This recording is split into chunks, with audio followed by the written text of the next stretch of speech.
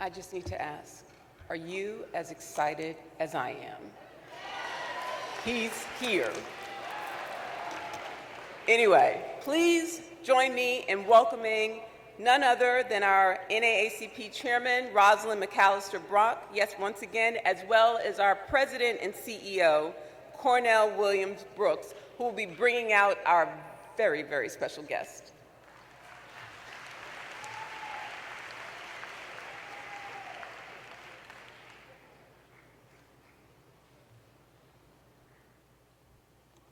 Good morning.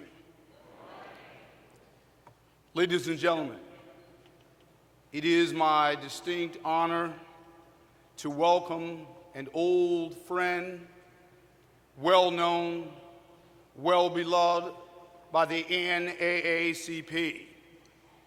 President Clinton led the longest economic expansion in American history, creating 22 million jobs, seeing the highest level of home ownership in American history, the lowest unemployment in 30 years, a doubling of investment in U.S. education and training, the most sweeping gun safety legislation, and the lowest crime rate to that point.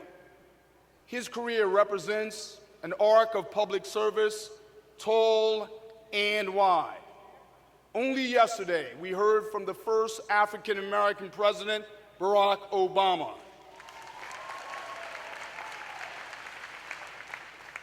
Only a few years ago, he was referred to, Bill Clinton, as the first black president.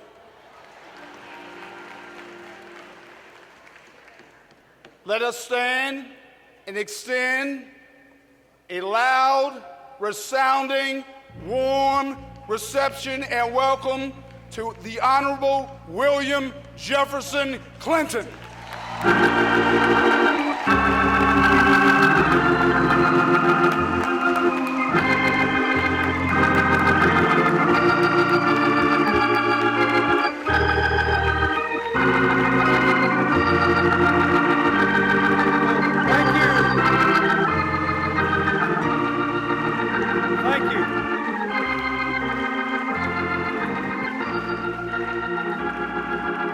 Thank you very much.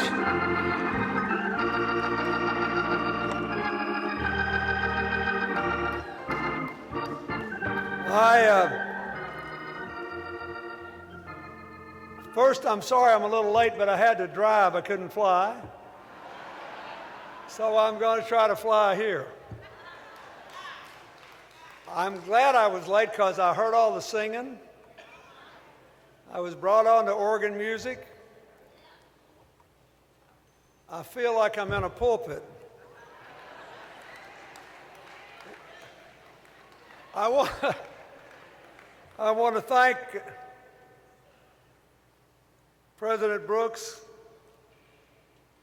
Hillary Shelton, Leon Russell, Rosalind Brock,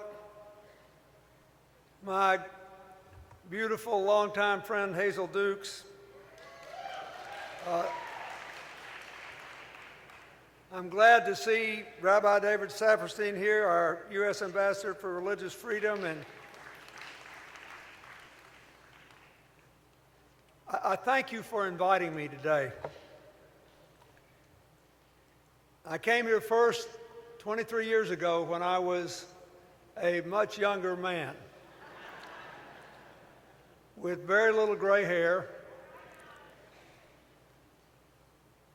running for president. When I was in office, I came to this convention 3 times. I addressed you on your 90th birthday, and I have to say, at 106, you still look pretty good to me.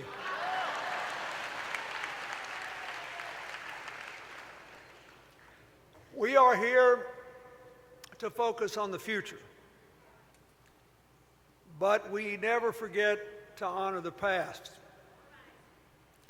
I've been thinking about that a lot lately.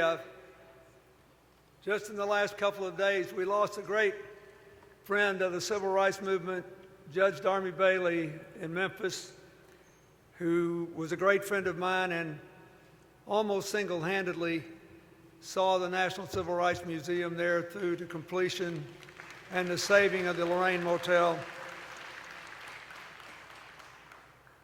I've reached an age where I seem to spend an increasing amount of time going to funerals and celebrations of anniversaries. And I've had an interesting time that relates to the mission of the NAACP. In the last few weeks, I went to Singapore at the request of both governments, ours and theirs, to represent our country at the funeral of the founder of the country, Lee Kuan Yew, who died at 90. If you ask Lee Kuan Yew how Singapore became the fastest growing economy in modern history, going from an income of $900 to $55,000 a year in a little over 50 years, he would say there were two reasons. One is he got rid of corruption. But the second is Singapore was riven, a little country riven by their ethnic and religious differences. And so they hit on this solution. Every school child would learn English because they'd been an English colony and they had to do business in English. But everybody would learn their native language and their native religion, and they would all be represented together in the government, in the society, in every aspect of national life. They would go forward together. And I saw at his funeral there were 10 people speaking. His sons bracketed. But in the middle, there were Muslims and Christians and Buddhists, all talking about how he gave them all a fair shake, and they all had a full portion of the nation's bounty. Then, at the request of both governments, I went to Vietnam to celebrate the 20th anniversary of the normalization of our relations. Everybody knows that we lost 58,000 people in Vietnam. Everybody of a certain age knows someone who died there. 4 of my high school classmates did. But thanks to the support of veterans in Congress, we normalized our relationships with Vietnam, and they are still out there in muddy rice paddies looking for the remains of our soldiers who have not yet been identified. And what I want to say to you is, 10 years ago, their income was only 20 years ago, their income was only $300 a year. Today it's over $5,000. A huge increase in 20 years because they chose the outstretched hand over the clenched fist, because our former enemy is now perhaps our strongest friend in Asia. And then, just this weekend, I went to Bosnia to celebrate the 20th anniversary of an awful slaughter of 8,000 plus men and boys at Srebrenica, which led finally to NATO supporting my call to bomb the Serbian aggressors until we got to the peace table.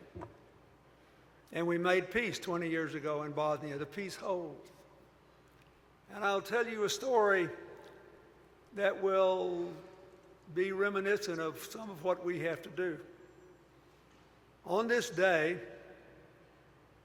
the young mayor stood up, who was a moderate Muslim who remembers the days in Sarajevo when the Muslims and the Christians, the Orthodox and the Roman Catholics all lived in peace together, when there were synagogues in Sarajevo protected and nourished and enriched for 500 years, and all of a sudden they forgot it all.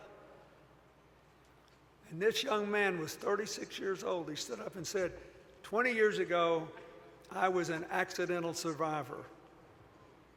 My father and brother were killed, and every single 16-year-old classmate male I had was killed in those woods. I do not know why I lived. but I am determined that it will never happen again because we are going to go forward together. He invited to this ceremony the Prime Minister of Serbia, which had been their great adversary. The Prime Minister's a young man. He wasn't part of it, but he took the courage to come. And I told everybody there, I said, you need to go shake this guy's hand and welcome him and make him feel welcome. Outside, not in the ceremony, there were 50,000 people preparing to bury more of their loved ones. There are now more than 6,000 of the 8,300 people who were killed have been recovered. So when we went outside into a baking hot sun, the people there didn't know this Prime Minister from Serbia had been invited by their own mayor. And they started booing him and screaming and throwing water bottles, and everybody was terrified, and they rushed him away. But the story has a happy ending. He immediately put out a statement, said he understood they didn't know he was coming, they didn't know he'd been invited, but he's still glad he came because we had to make a beginning in working together. And then, in Bosnia now, there is a Serb, a Croat, and a Muslim that share the presidency. They put out a statement saying they were glad he had come, and I think they're going to go return the visit.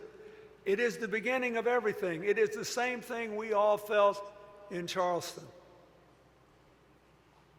And why I'm saying that is,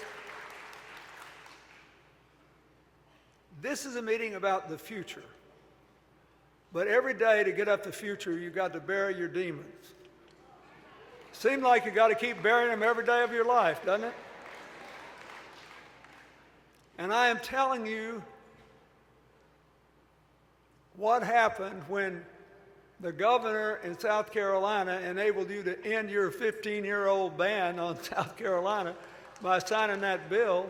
What happened was those 9 families who lost their loved ones standing up there and forgiving that deeply troubled young man moved the community, moved the state, moved the country, moved the world. We walk by faith and not by light. They changed the country. That spirit, which was so eloquently captured in President Obama's speech at Reverend Pinckney's funeral, perhaps the finest speech I think he ever gave. It was unbelievable. That spirit infected a governor, a Republican governor, and that astonishing Republican state representative who was a direct descendant of Jefferson Davis and said more in 4 minutes than most people could stay in 4 days. And the flag came down. But it wasn't the flag coming down, it was what the flag coming down did to the human heart. It was the weight it lifted out of so many people. It was the opportunities and openings for the future. So the question now is, what are we going to do with all this? And that's why, after 106 years of labor, your agenda for the future, your America's journey to justice, that's what really matters. That will be the test of whether this spirit that Charleston gave us can be carried into the real lives of the living and into the future of the children. On the 50th anniversary of the Voting Rights Act, you will march from Selma to Washington, as President Brooks said so well, not just to put boots on the ground, but to put laws on the books. To give our country a fairer criminal justice system, the right to unfettered access to the ballot, the opportunity for a steady job with a living wage, made possible by a really good education for all our children. 50 years ago, the Voting Rights Act passed. But the voting rights fight has not passed.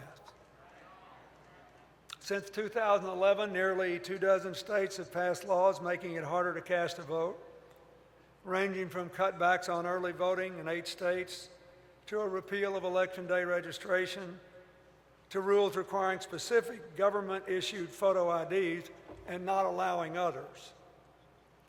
That was my favorite part of the Texas law. A concealed carry permit is a legitimate ID, but if you're a student in a state university, that doesn't count anymore.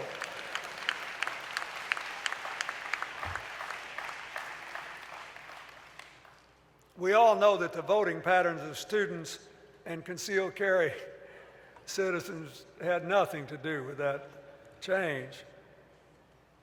Florida even memorably cracked down on the nonpartisan voter registration efforts of the League of Women Voters, a well-known radical anti-democratic group. Now, throughout 2012, courts at the state and federal level, including judges both conservative and progressive, stepped in to block a lot of these changes. But the Supreme Court, whom I applaud for their rulings upholding President Obama and the Congress's health care law, I applaud them for their advances in the human rights of gay Americans. I applaud them for this, but Shelby County v. Holder was not their finest hour. They took a law that had passed with overwhelming bipartisan consensus just 7 years early, finding, as a matter of fact, that there were still discriminatory patterns in the voting rules of states, and said, this thing works so well, we don't need it anymore. So we're going to throw it out. And we see what happened. The one thing I will say, I was impressed by the representative once the Supreme Court issued this stand and then upheld the Texas voting restrictions. One of their representatives, I really respected it because he sort of manned up and told the truth. He said, you got to understand, he said, we're doing this not because we're racist. We're doing this because those folks don't vote for us. If they voted for us, we'd make it easier for them to vote. I mean, you got to like it when a guy's sticking it to you if he looks you in the eye and tells you the truth.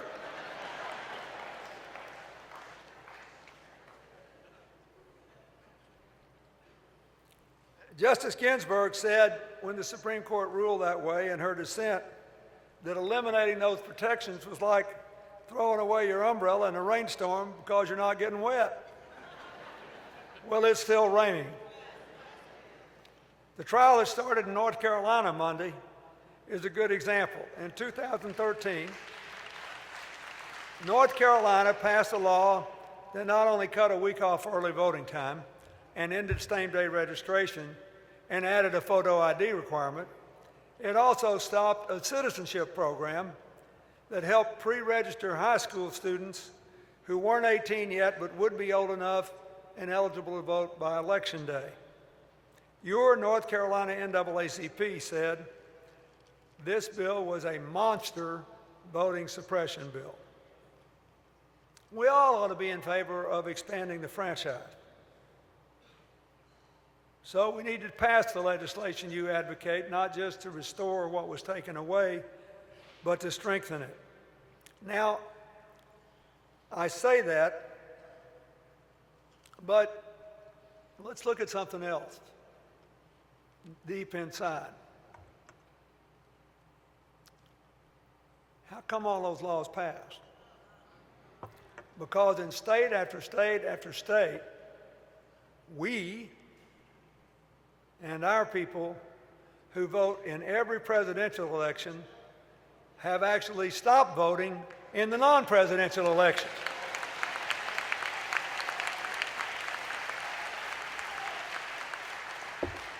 So that two different Americas show up. And people respond to their constituents. And their constituents that matter most to them are the ones that actually vote.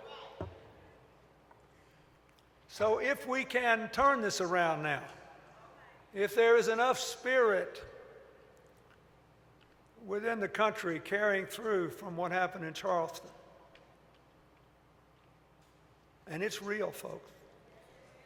One of the men who went with me to Bosnia, who went 20 years ago on a congressional trip, is the Republican senator from Mississippi, Roger Wicker, who became the first Republican in that state to advocate taking the Confederate flag off the Mississippi state flag. This is real. And as all of you know, the President spoke to this yesterday, there is broad bipartisan support for criminal justice reform. But if you want this to continue, we can't just ask for more rights on the books. We got to exercise the rights.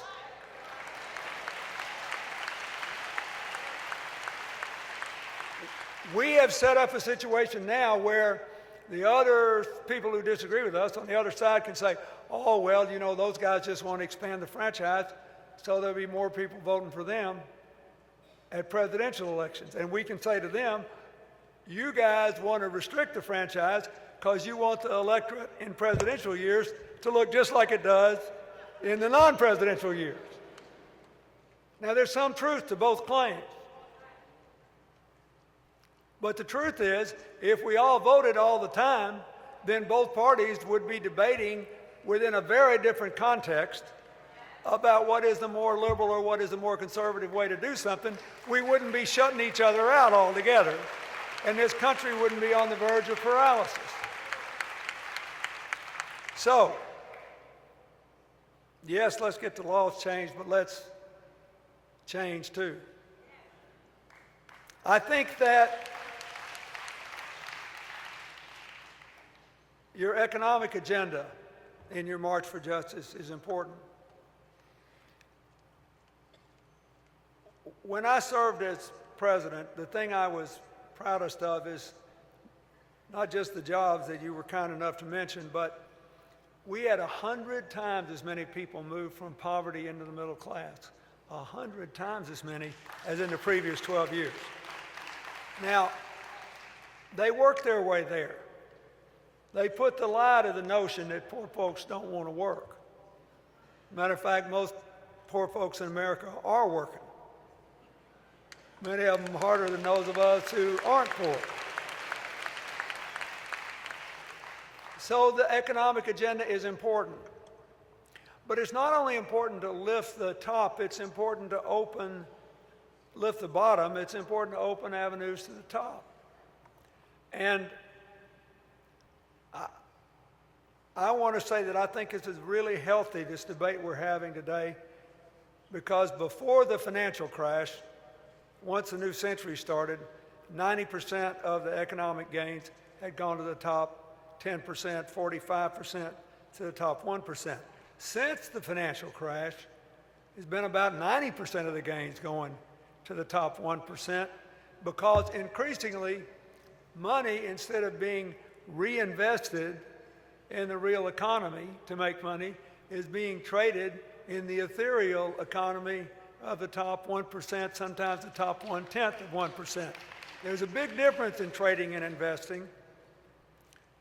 Somebody will win and somebody will lose in a trade, but no matter who wins and who loses, you won't feel it in your communities. We need more investments like the one that produced this watch. Anybody here from Detroit? Okay, this is a Shinola watch made in Detroit.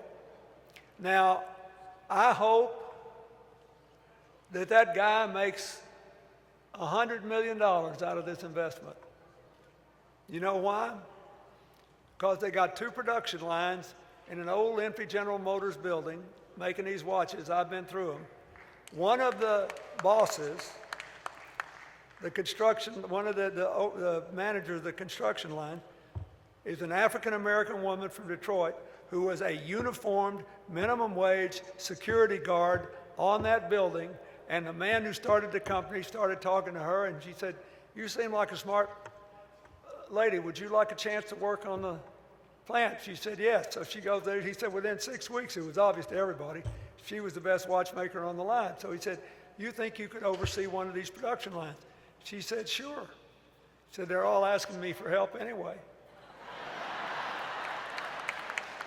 So here she is.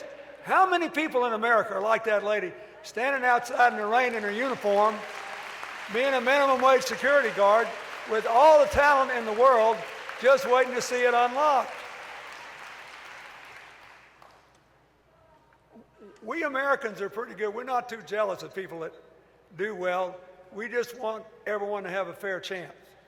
And we want them to doing well to be building America, to be giving us these opportunities. That's very important. And we've got an economy that every year depends from 64 to 70% on consumer spending. You think about all the people that work in shops and stores and food markets, and if nobody's got any money to go buy that stuff, it's going to be pretty hard. That's why the minimum wage would be a good thing for the economy, and why. And by the way, this also has bipartisan support. In my native state of Arkansas last year, or in 2014, last year, every Republican on the ballot practically won, and the people still voted over 70% to raise the minimum wage. I've heard all this talk about how it'll cost jobs and everything. You could raise it too high, and it would. But in my lifetime, it has never done anything but create jobs by putting more money in people's pockets and allowing them to take care of their families better. So, that's an important part of your agenda. And the president spoke a long time yesterday, and very well, about this criminal justice reform, and I appreciate what he has done, but I want to say a few words about it, because I signed a bill that made the problem worse, and I want to admit it. And but here's what happened. When I took office, we had had a roaring decade of rising crime. We had gang warfare on the streets. We had little children being shot dead on the streets who were just innocent bystanders standing in the wrong place. We had kids in Los Angeles doing drills in their schools to learn how to drop down and get under their desk because of people just doing random drive-by shootings. And violent crime in America had tripled in the previous 30 years, and the police force had only increased by 10%. So we put 100,000 more police on the streets so they could be tied to the community. And we passed the Brady Bill and the assault weapons ban, which had an ammunition limit on the clips, as I remember, of about 10 bullets. And we passed funds to give people something to say yes to in the after-school hours, not just to say no to. But in that bill, there were longer sentences. And most of these people are in prison under state law, but the federal law set a trend. And that was overdone. We were wrong about that. That percentage of it, we were wrong about. So the good news is we had the biggest drop in crime in history, and the first 8-year decline in crime in history. The bad news is we had a lot of people who were essentially locked up, who were minor actors for way too long. And when I was in office at the end of my term, we took care of some of them, the so-called girlfriend cases in drug busts, where all these young women, many of whom weren't even involved in any drug transaction, wouldn't rat out their boyfriends, and so they wound up getting set up the river. Then the boyfriend would sometimes rat out somebody else and get a shorter sentence than the woman did. So we reviewed them all and tried to correct that problem. But the larger problem is the one President Obama is now trying to address, those people who just have sentences that cannot be justified by their length compared to what they did. And that's important. But again, I support smarter sentencing and what you're trying to do. But that won't solve the other problem we've been living with on our streets, which is the greater likelihood that young African American men will be arrested and, as we see, sometimes shot or choked. Whether there was criminal liability or not,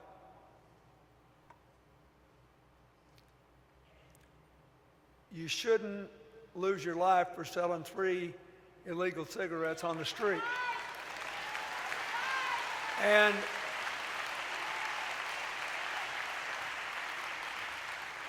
let's be honest about how this happened. Whenever you have people patrolling in cars who aren't tied to the neighborhood, where there's no mutual trust, fault can, for the beginning of some terrible thing, can be on either side. But I just want you to remember this. If I ask you to name me the places where people died in violent encounters with police, you'd name Ferguson, wouldn't you? And you'd name New York. You might talk about Trayvon Martin. Go ahead. Yep, but yeah, okay. But guess what? When all those high-profile cases that led to demonstrators in the streets were going on, there was a killing like that in Los Angeles. Now, Los Angeles used to be known as having the most racist police department in the country. And we all remember Rodney King in 1992 and all that. They established community dispute resolution programs where the police would meet with the community immediately if anything happened. They try to work it out. And I'll be honest with you, I don't know how it was resolved. You know why? Because there were no riots in the street, there was nothing going on. It was immediately referred back to the people. Everybody in every community wants safe streets. They want their kids to be safe. They want to trust the police, and they want the police to trust them. This is a complicated thing. You don't want everybody in a uniform to walk around terrified all the time either, because what's going to happen to them? They're going to be more likely to react in a way that they may later regret.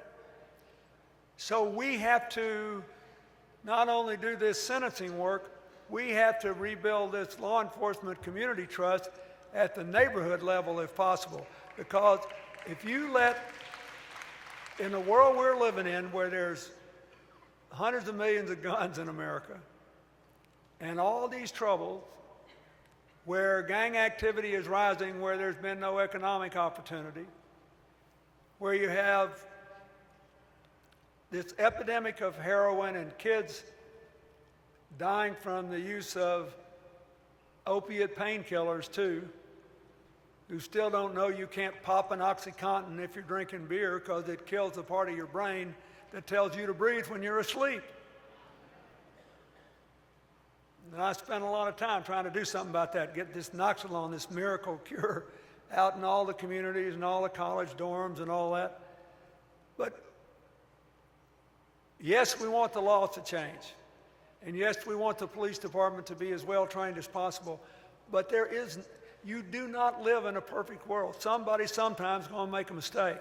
What you want to do is minimize the mistakes and make sure if one of them is made, it's not done with a bad motive in an atmosphere of no trust, zero trust.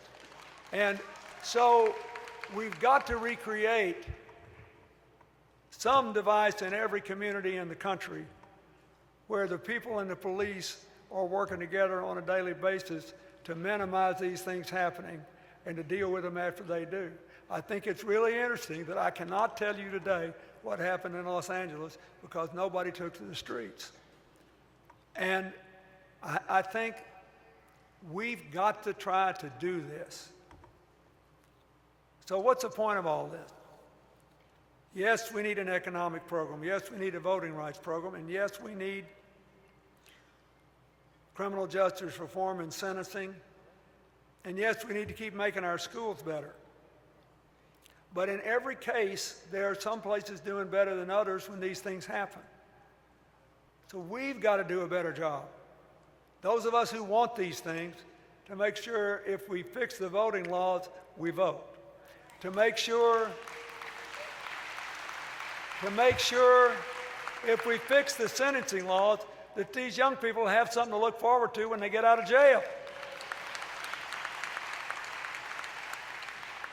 To make sure if we try to tackle these economic problems, that we really do create an inclusive economic system where everybody's got a fair chance to get an education, make a living, earn a decent living, and raise a family.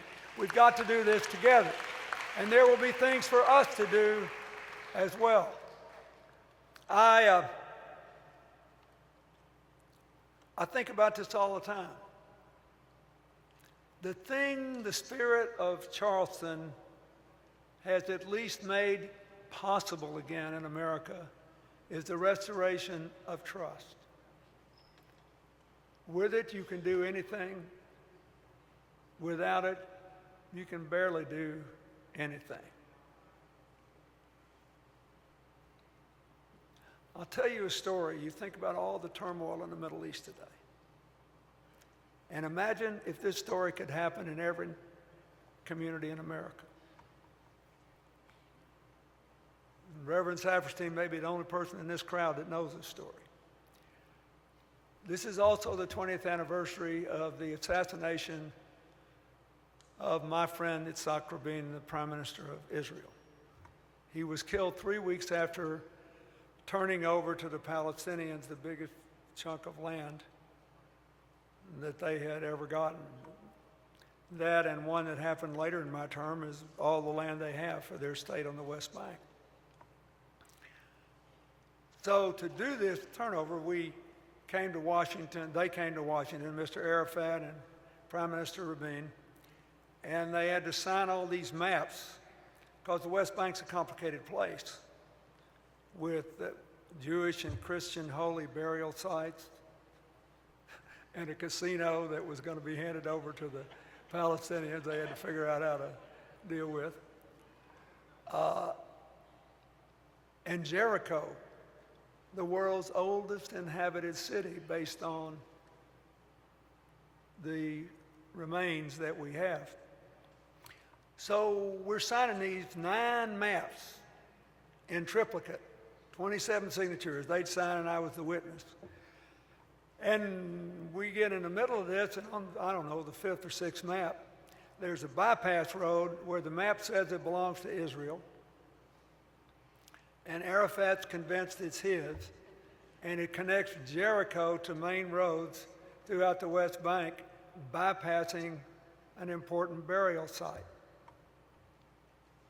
So Rabin came to me because I had stepped out of the room to take a call and said, "You got to help us. I mean, we're arguing over this road." And Arafat came out, and I took him back in my little dining room that's off the White House, and I said, "Guys, I've been to Jericho." I said, "You know, that's where we Christians believe Jesus came and got the tax collector Zacchaeus out of the tree. And he was, for obvious reasons, the most unpopular person in town. And Jesus went home to lunch with him. He was trying to teach everybody that these are things we got to do together." But I said, that was neither of your religions. Now, you're going to have to learn to live with each other when I'm long gone. I just got a few years left. So just fix this. I don't care who has the road. I don't care what you do. But the whole World Press Corps is outside, and we're 20 minutes late. I closed the door. They'd never been alone before. So, I don't know, 5 or 10 minutes later, they come back, and Rabin looked at me, and I said, "Well," he said, "he's right, it's his." I said, "What are you going to do?" He said, "I'm going to give it to him tomorrow." And I said, "Well, what are we going to do now?" Because we got to go sign, and we don't have time to draw up another map. And Arafat says, "Oh, we're going to sign those maps and go make the announcement." And I looked at him and I said, and Arafat was not a perfect man, as we all know. But listen to this. I looked at him and I said, "Now you realize when we sign this, as a matter of international law, that road belongs to Israel." And he looked at me and he said, "His word is worth more than any written contract." Now, Wouldn't you like to live in a country where on every street corner, every citizen believed that about the local police officer? Wouldn't you like to live in a country whether the person you voted for won or lost the election, you knew there were certain boundaries they would not cross, and that they wished you well and in their own minds would do that? Wouldn't you like to live in a place where there was simple trust? We can pass laws, and we should pass laws, but we have to live up to our end of the bargain and do what we can to keep the spirit that those 9 families, and forgiving that boy in Charleston, have put in America.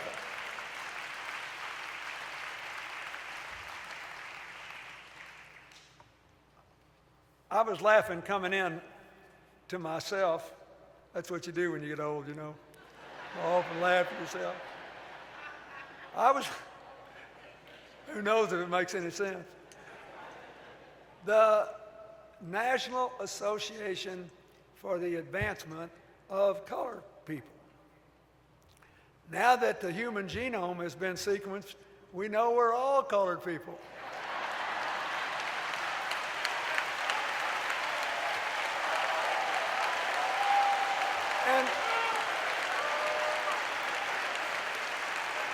And it's about time we started acting like it. We know from the human genome that every non-age related difference you can see in this crowd, your height, your body shape, everything is lodged, even your gender is lodged in only 0.5% of your human genome. We are 99.5% the same. It's about time we started acting like it. We also know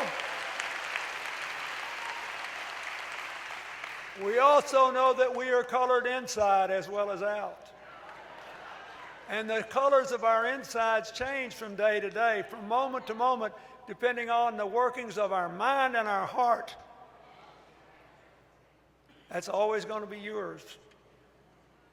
It's the enduring lesson I learned from Nelson Mandela.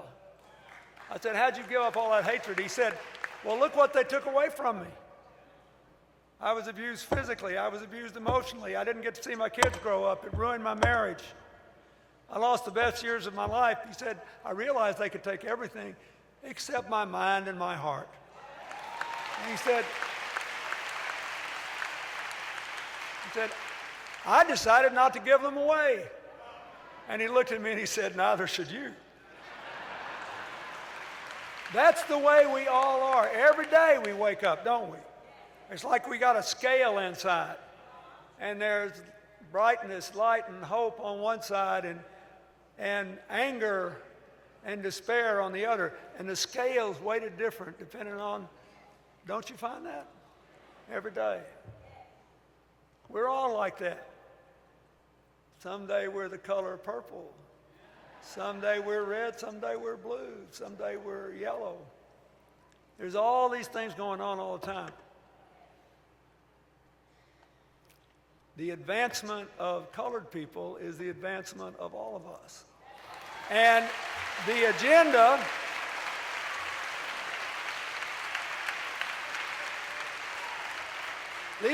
you laid out is an agenda for all of us.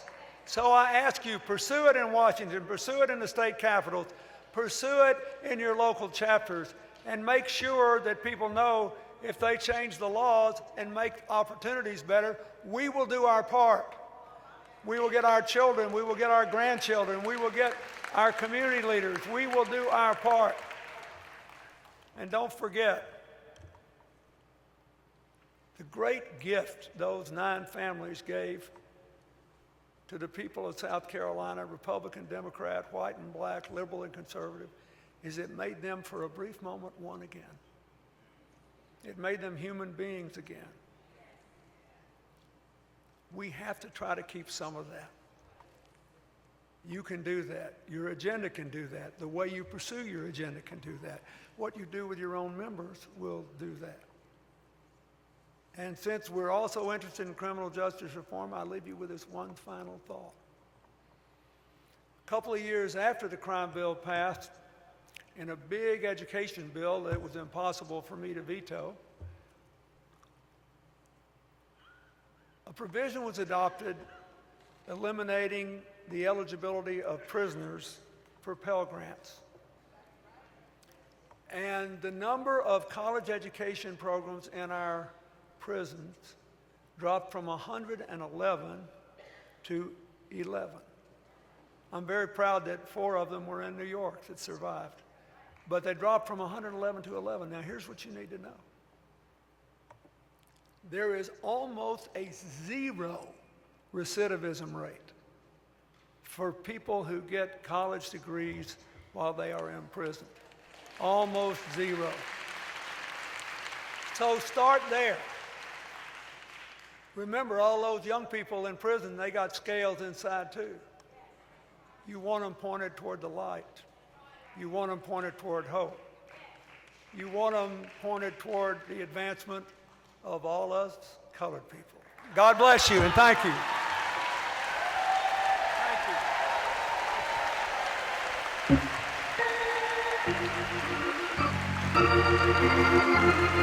Let's hear it again for our 42nd President, William Jefferson Clinton.